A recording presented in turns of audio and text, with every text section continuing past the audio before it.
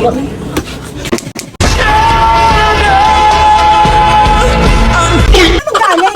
Buyak na buyat ako mag-alaga ng anak natin.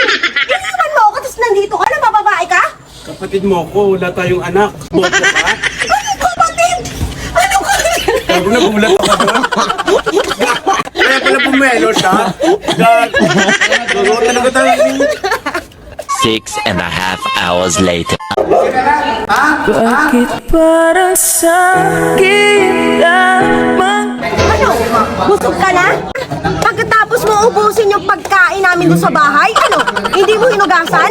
Wow, salamat ha! Ikaw ba nagluto nun? Hindi naman, di ba?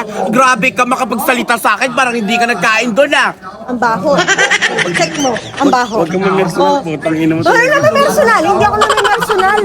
Pagkatapos mo lumamon, ano, ganun kasarap yung chicken? Kaya ubos na ubos mo, pati yung pot ng chicken, kinain mo? E di sana inubos mo, parang walang kumain doon. Tanga ka ba, main?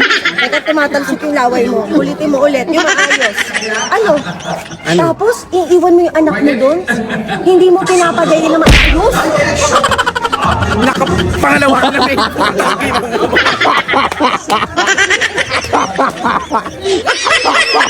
Nakalawa siya, part. Patlo yun. Kanina pala doon, putang ina. Sakit ah. Masakit? Sakto lang.